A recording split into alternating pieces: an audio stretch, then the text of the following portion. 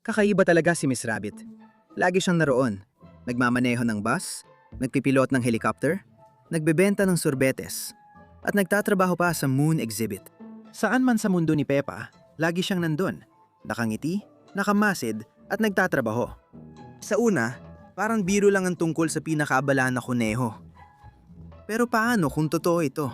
Paano kung may mas malalim pa? May tinatago sa likod ng ngiti na yon. Kamakailan, napansin ng mga tagahanga ang kakaiba.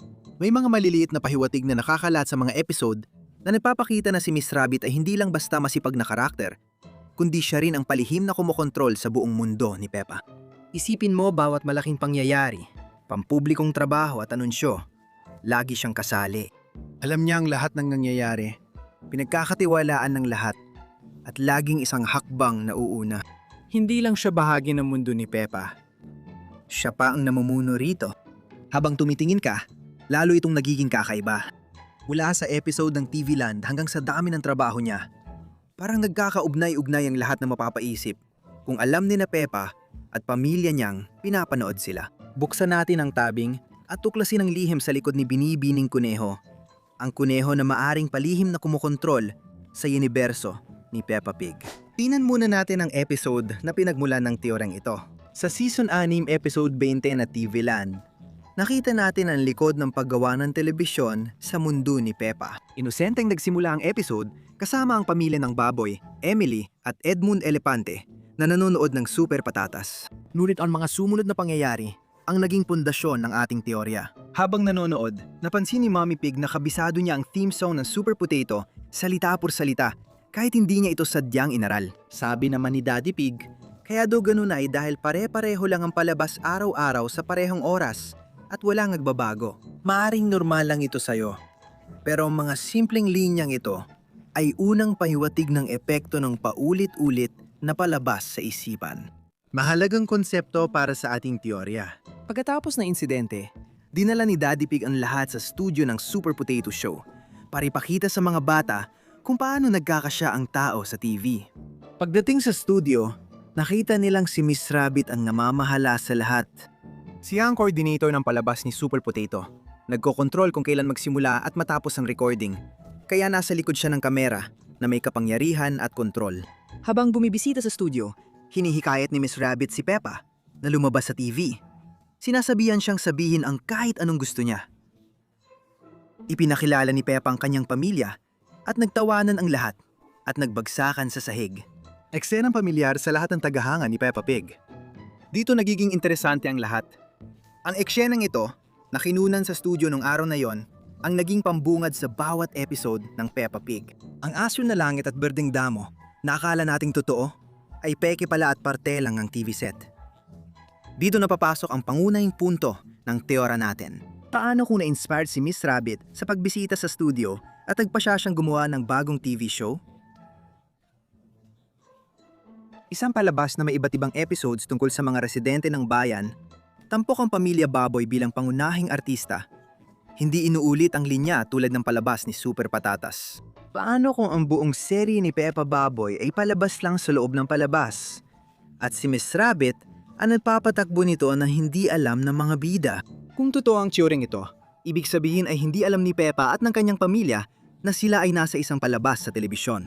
Si Miss Rabbit ang magre-record at ipapalabas ito sa buong mundo, pero hindi niya ito ipapakita sa TV sa bayan ni Peppa. Ipapaliwanag nito kung bakit tila di alam ng mga karakter na pinapanood sila ng milyon-milyong bata sa buong mundo. Ito ang ilang ebidensya sa teoryang ito. Napansin mo na ba kung paano nagsisimula ang bawat episode ng Peppa Pig? Makikita natin ang imahe na unti-unting nag-zoom sa bintana ng bahay kung saan magaganap ang episode. Kadalasan sa bahay ni Peppa o sa kanyang paaralan. Ibig sabihin, posibleng may nakatagong kamera na nagre-record gamit ang salamin ng bintana para hindi mahalata. Matalinong solusyon ni Binibining Kuneho. Sa script problem nila ni Super Patatas ay kunin ang araw-araw na buhay ni na Peppa at mga kaibigan. Pinitiyak niya na bawat episode ay kakaiba at natural.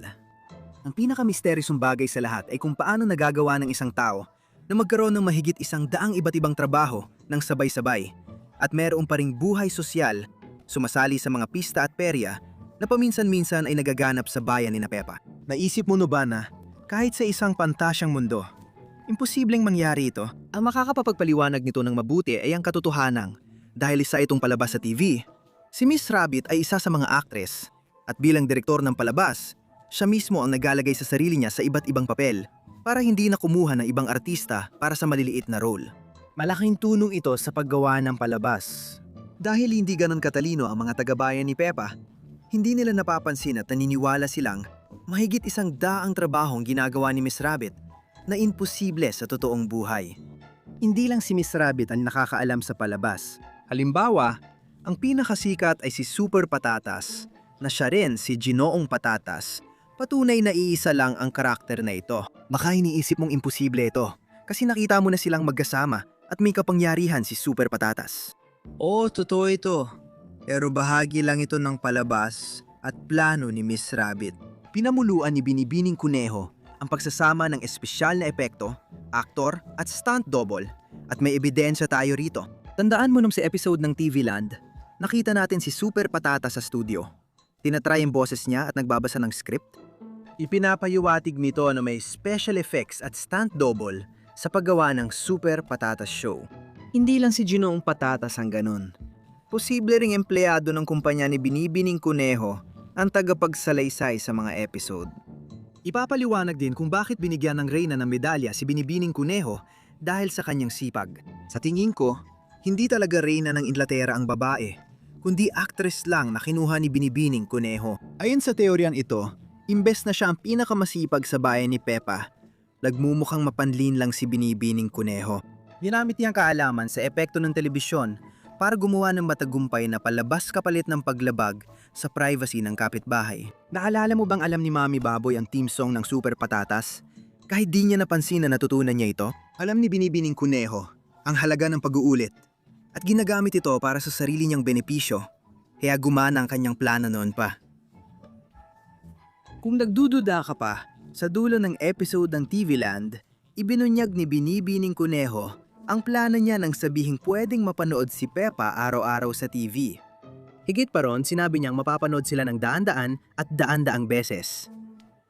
Daan-daan at daan-daang beses. Ginagawa nitong malinaw na iyon talaga ang unang araw ng palabas ni Peppa, at lahat ng daan-daang episode na ipinalabas hanggang ngayon ay naitala pagkatapos ng araw na yon. Ang kinakatakot ni Binibining Kuneho ay alam niyang madaling gamitin ng TV para manipulahin ang isipan ng tao. Tandaan, napansin agad ni Mami Baboy na alam niya ang kanta? Ganun ang epekto ng palaging naririnig niya ang parehong mensahe tuwing nanonood ng pambatang palabas ang mga bata.